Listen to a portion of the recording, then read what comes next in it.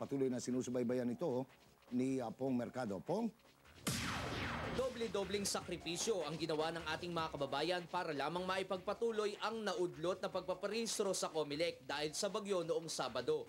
Bukod sa napakainit at sari-saring mga amoy na ang nalalanghap sa loob ng COMELEC office, gutom at uhaw na rin ang kanilang tiniis dahil sa pag-aabang mula pa daw ng madaling araw. Kaya naman tila nakaligtas sa malaking problema ang mga nakatapos na. Ano po pakiramdam? Nakatapos na kayo? Ay, maginawa na. Maginawa na. At nakaraos na kami. Ang iba daw sa mga nakapila dito ay biometrics at fingerprinting na lang ang kulang. Ngunit kailangan daw nilang ulitin ang ganitong senaryo gaya noong Sabado hanggang sa maideklarang sila'y rehistrado na. Bilang isang negosyante, mahalaga sa akin yung oras. Pinakita ko kanina doon, 1:08 kami. Sabi sa akin kanina, ay hindi nasusunod yan, kailangan pumila pa rin kayo. Dahil nga, pinapipila kami sa haba ng pila, hindi na kami magpaparegister.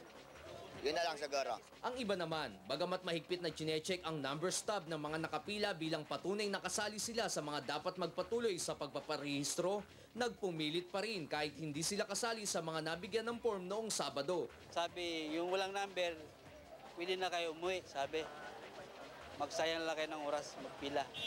Pipila pa rin kayo? Pipila pa rin, baka sakali ako.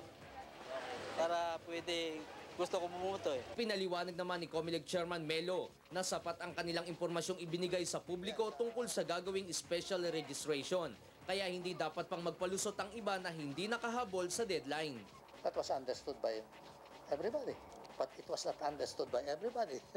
Samantala, patuloy na nananawagan ng ilan upang ma-extend pa ang registration sa kabila ng paninindigan ng komisyon na no extension. Bakit hindi po umpisahan ngayon na pagtiyagaan nila na tapusin po ito, ituloy-tuloy po yung pagpaparehistro ng mga tao. Kaysa naman po patigil-tigil po. Pong Mercado para sa UNTV News Worldwide. At ito ang balita. Alamin natin ang pinakahuling ulat sa daigdig ng entertainment mula kay Ajes Carion. Aminado ang tinaguri ang King of